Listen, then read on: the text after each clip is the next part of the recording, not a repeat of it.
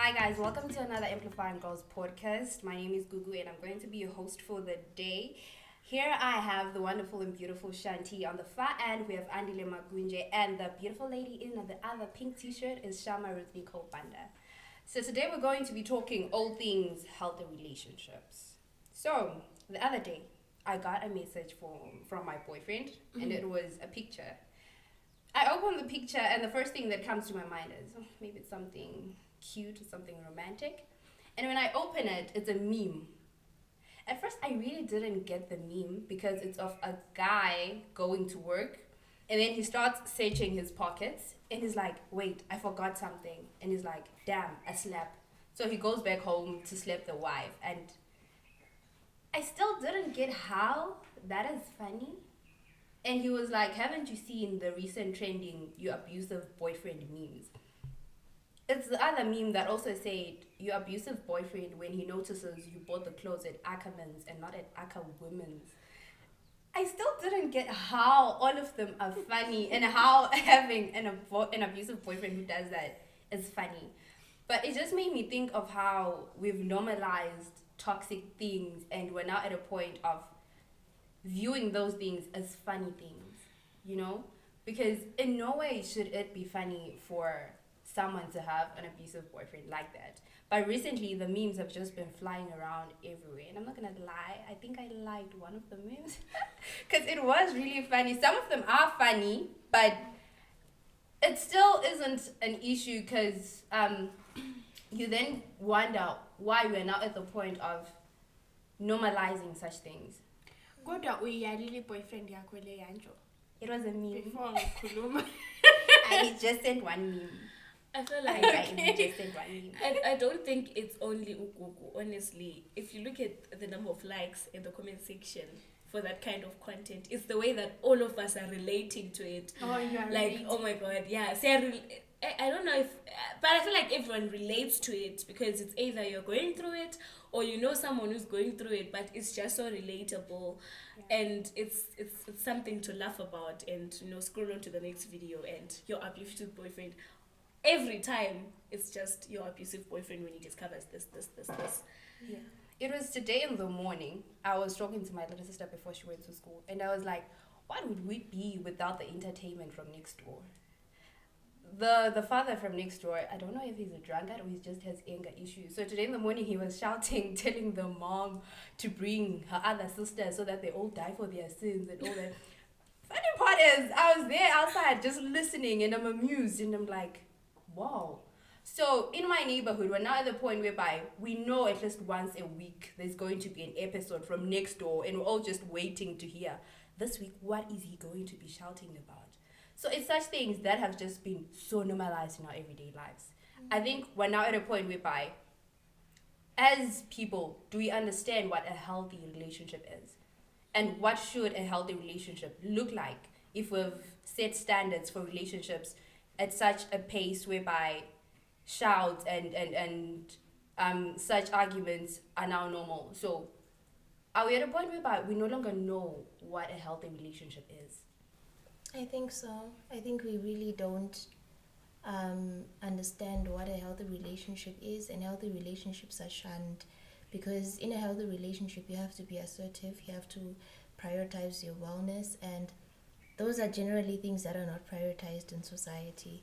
So yeah, we still have a long way to go when it comes to people understanding and also having healthy relationships. But I feel like when it comes to defining what a healthy relationship is, I think that's something that's personal. It differs. It's absolutely normal, The way that you're saying it, that why are we relating, is because it's been normalized. I feel like what's healthy for me might be toxic for you. But then do we have a generalized idea of what a healthy relationship should be like? I think when you now say personal preferences come into play when one is understanding what a healthy relationship is, I feel like there are still general standards because there are people that like relationships that have fights, arguments, especially as girls. Girls are gonna tell you that I don't want to be with him because he's too kind and he's too nice. That's so true. Yeah, and you'll never understand why. But I think there is a general standard of, well, you can't tell me that you prefer a guy that hits you, and to you, that is what a healthy relationship is. I think this then now takes us to personal experiences and maybe one's upbringing. How does that come into play when it comes to understanding healthy relationships? The relationships that a person had from as young as when they were a baby. So how does that sort of then build up into them understanding later on in life what healthy relationships are? I feel like one problem that we have is that we don't have a general standard that is set for a healthy relationship. So most people don't, it's either they don't understand or they just don't know what a healthy relationship is supposed to look like or what it is. So when someone is doing things that are meant to be healthy, like you have this partner in your life, or you have someone in your life who does things that are normal, that are healthy, other people think, he's tuta. Uyenzani? He calls you? What? He holds your hand, he opens the door for you. Like, it has become something that is so alien. If your person is now opening the door for you, or he's holding your hand, or he greets you like, hi my lady, people think, why is he calling you his lady? Why is he holding your hand? That's so true. But then it's supposed to be normal. There is nothing wrong with that. That is how he expresses his love, and for him that is healthy. So we generally don't know what healthy is supposed to look like, or maybe we haven't been exposed to it enough. We see it in movies and we think it's Popeyes, or we think because can never be me opening the door for umuntu olezandla. Yeah. So we need to know and understand what is it before we talk about how do we define it. Okay, and then to some extent, maybe defining it as a healthy relationship generally kungaba a bit hard to then say, okay, this should be healthy. I think maybe if we talk about the toxic traits on their own, I think that helps us to have a general idea of what healthy is supposed to be. If it's not like this, then it means it has to be like this. When we talk about toxic, we have toxic people generally. Toxic, from parents to the friends, boyfriends, girlfriends, they're generally toxic. Right? And then it also brings us to a point whereby we also have to understand toxicity ngani inokuthelelwana thizeni, ukuthi the fact that I was with this guy and navele siyachingelana, that's the only way esinga, I have a story. Okay, so there's this girl that I was learning with. So she has her sister, yeah? So this sister of hers had a boyfriend. Yeah. So every time, her and the boyfriend are both like big gym people, they have muscles and stuff. So she was talking to her boyfriend, I don't know, and then the boyfriend goes like, you know what? I'm in the bedroom. And then she's like, unlandele. She stands up, she goes to the bedroom, and then my friend is like, Maye, sebekalile. And then she's like, no, sit down, don't go to the bedroom. Then she's like, I'm going to the bedroom. She gets inside the bedroom, the guy follows by Kia. Saza, boo, boo. I'm here like, okay, what's happening in there? Bachayana, guys. I'm like, okay, what's happening? That girl's like, hey, what's up? Nicole. Yeah, Bachayana, and to her, it's so normal. It Imagine was so if they normal. move I was on there to the like, next relationship. They think this is how things are done. That's just how things are done. So it goes far beyond just defining what healthy means, but it's also in talking about the toxicity on its own. How toxic are we to expect other people to behave? They are just so okay. They understand what healthy relationships are. Communication, communication is key in everything, right? It's key in everything. But then there are some people that generally don't understand what communication is. It goes far beyond just me saying, no, Google, I don't like this. But it also includes effective listening skills, right? People being able to listen, people managing to listen to each other and then acting upon what they're hearing or what they're listening to their partner saying. And I think also it also brings us back to the foundation of how we are generally taught how we're supposed to relate with people. I feel like charity begins at home. Or something, I don't know. Yeah, I totally agree. I feel like a lot of people don't know that they're toxic. A lot of people are in denial of their toxicity because of the fact that that's what you grew up in. Like the environment that you grew up in is what is normal to you. So if behaving in a certain way is normal to you, and then someone comes and tells you that this is being toxic, you obviously won't agree. So a lot of people are not aware of what is being toxic. Like, what do you mean when you say that someone is toxic? And sometimes I feel like we also overuse the word toxicity and use it even in the wrong situations. Yeah, that's true. Yeah. Totally. Okay, so as she said that it all starts with how we were taught from a very young age. How then do parent to child relationships become a major factor in how me as a person I later on grow in life to understand what a healthy relationship is?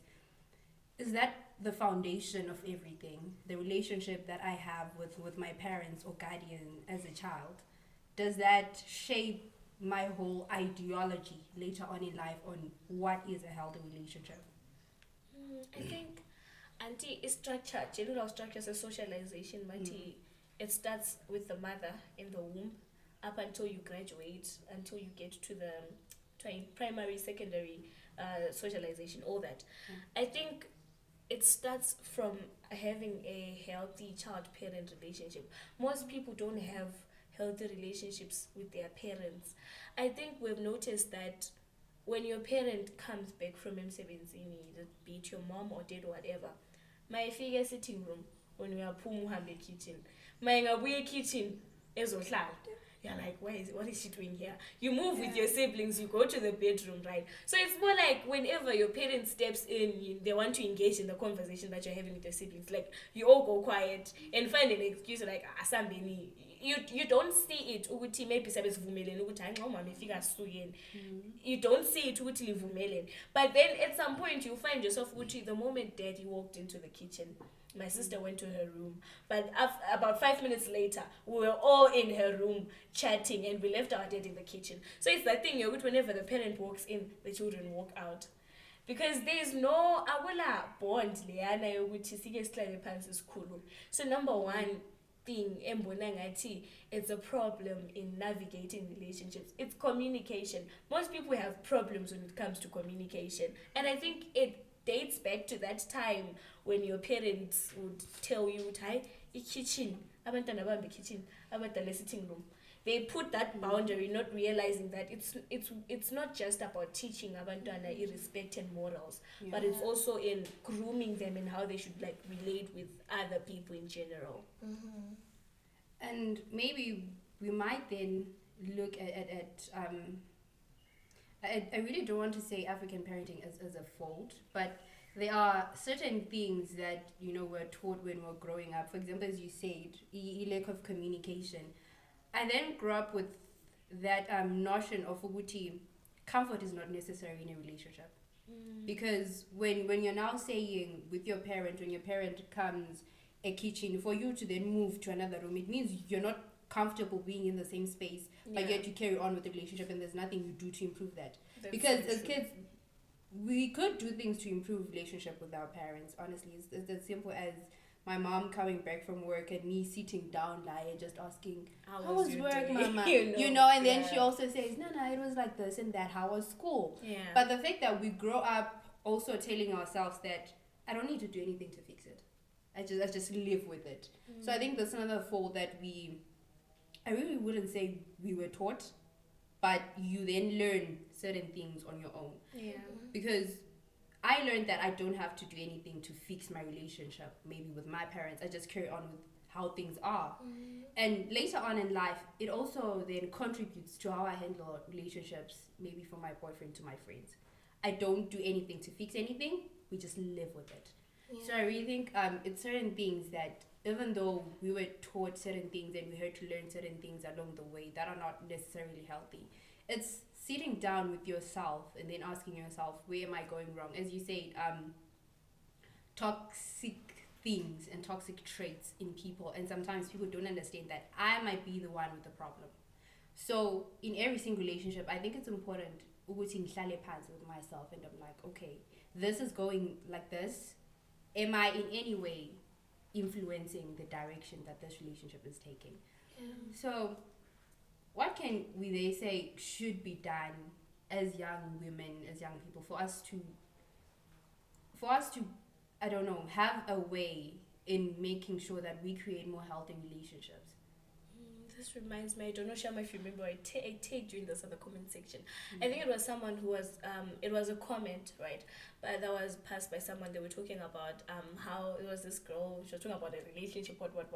So now someone in the comment section is like, oh no, I think you need to first accept and stop being in denial of how toxic you are. And I'm like, okay, so someone actually realizes that we are so much in denial, Uguti, I'm the problem. It's always the other person's fault. She's the one who's failing to communicate with me. She's the one who's so terrible in communicating. She's so terrible in expressing herself.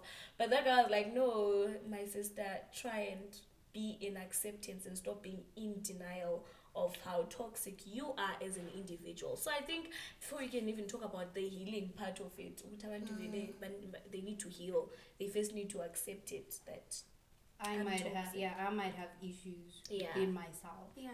Also, I feel like you should understand the people that you're relating with as well. Yeah. Your friends, your boyfriend, your whoever. You should understand that we're not from the same background.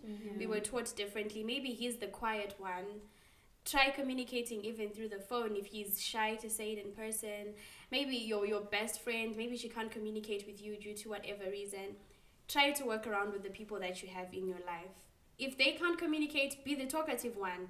State what needs to be done and state quickly, do you have any problems with me doing this? What are your concerns with the way that I act towards you? People always normalize unnecessary awkward relationships, conversations. Like, it's so normal for you to talk about into zingelancedo, but it's not normal for people to sit down and talk about, okay, what route is our friendship taking? What do you want for the future? It's rare. Hi bestie, how are you? So in 5 years time, where do you see us? She'll be like, what's wrong with you? But then I feel like it should be something that we're able to talk about. Okay, as our friendship grows, what expectations do you have of me? Where can I fix? Where am I lacking right now? And how do you think we should fix our friendship? And Futi, there are some things that we're just silent about. Like, your friend does something to you that you don't like and you don't talk about it. So and now she's happy. And she's thinking, but when your heart is broken and you're thinking, how could she do that to me? So I feel like it's also learning to communicate even when it's hard, even when it's difficult, and also learning to accept Uguti. Sometimes I'm not always right. In as much as I want to be right, I should understand Uguti, sometimes I am wrong, and I should learn to fix my errors as well.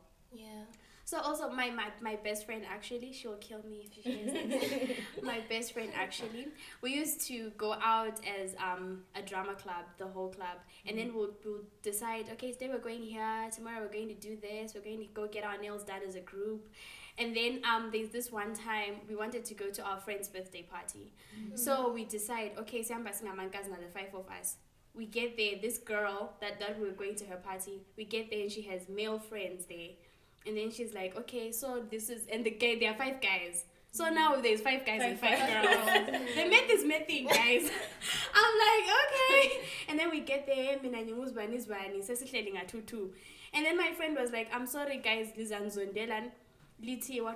I'm not comfortable with this. I did not come here to sit with guys. 1, 2, I do not appreciate someone looking for someone for me.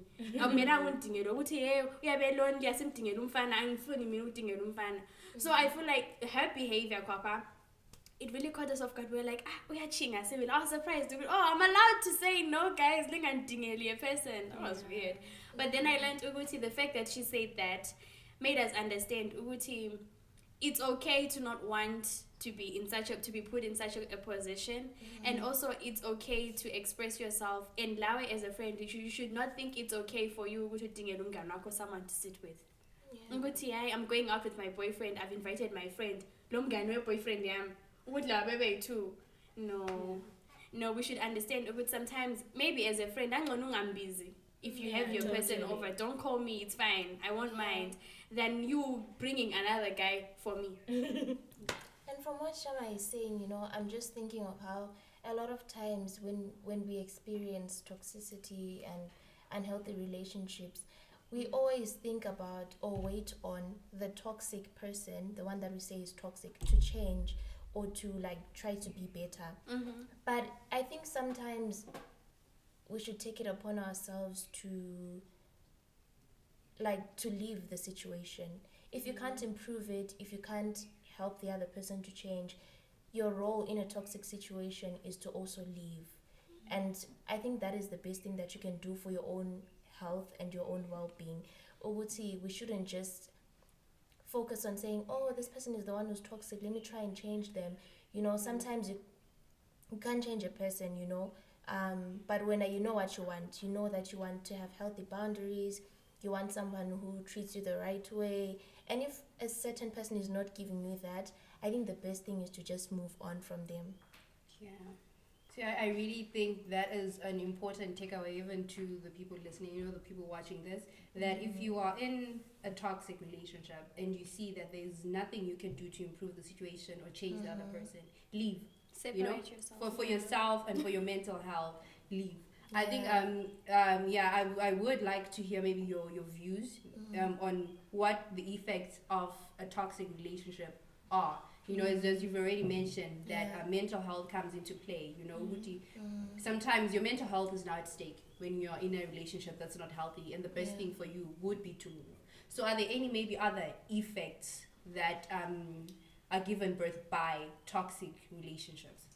I think controlling partners, loving abantu that are just controlling, even in friendships or whatever, they are controlling.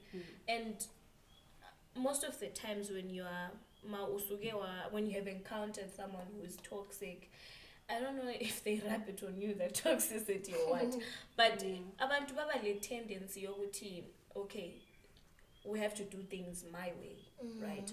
So in your case, Shama, now it's so we 5-5 la. The net is nothing, So now there are some people that are so controlling, they will manipulate you in their controlling tendencies. They will manipulate you into thinking that, okay, fine, I'll just have to go through this, I'll just have to enjoy this and I'll be fine, But kulabanye abantu, angazi ukuthi ngathi banjani, but they're just so toxic is the word, guys. so what I hear from you is that sometimes being in a toxic relationship sort of molds you into being a toxic person as well. You actually become worse than the one who groomed you. Because it's just trauma building up. Exactly. It's also like, it's two sides, and sometimes after you've experienced like a toxic relationship, you also like behave in the same way as that person, like Shanti is saying. And then sometimes it makes you more timid, like it makes you like even worse and more vulnerable to more toxicity. You get what I'm saying? Or if you're used to someone who, let's say, speaks negatively to you, like says negative things to you, like you're ugly, you're disorganized, you're not good enough, instead of you going to be the one who says that to the next person, sometimes you internalize those things and start to believe them more and more. And then the next thing is you have low self-esteem, you can't do the things you want anymore, you don't think you're beautiful, you don't think you're good enough, all those things. So I feel like the actions that someone takes like in a relationship are like sort of affirmations, the way I treat you tells you what you deserve. So at the end of the day, it becomes a way that it becomes something that shapes your identity in a way. True. Yeah. So like if you're in a toxic relationship, you might end up becoming more toxic, or you might end up becoming more vulnerable to toxicity. Okay. So our list was still on what toxic relationships are. I think it would be nice to talk about what should a healthy relationship feel like to you. Personally, to me, I think the first thing that I would want to feel in a healthy relationship is comfort. I want to be able to laugh however I laugh. I know myself. This one is the practice one. I know myself that I have the other laugh within me. So I want to get to a point whereby I'm comfortable to talk about whatever.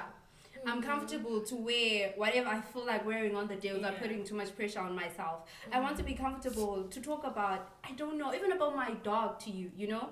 Because I've been in certain relationships whereby everything has to be practiced in front of the mirror, you know? How you carry yourself around when you're with him, and there are certain things that he would prefer you wearing and all that, so you're not even comfortable to pick certain outfits anymore because you know he's not gonna like this. And even when it came to laughing, at the back of my mind I'm like, man, I'm saying yeah, he's going to judge this one. So for me, a healthy relationship should feel comfortable. So remember, I'd like to hear from you, what should a healthy relationship feel like to you? Well, I really like what Google said, yes. I really do. What does a healthy relationship feel like to me? I think for me, a healthy relationship is one where, like, I can be an emotional being. I can express how I feel at any given time. I don't have to filter. I don't have to act all strong. I can just be me, you know? And where a healthy relationship, because it's two-way, is also one in which my partner is available emotionally. He's ready to receive and also to give emotion. Yeah. This is Kanye living a shop. Healthy relationship, guys. I think it should have communication. And I think it should be two-way communication. I can't always be the one talking, and I don't want to talk and hear the echo of my voice in your head, and there's nothing in your head. You're not thinking anything. We're never talking literate. You're just talking fun. It's always about, let's go out and have fun.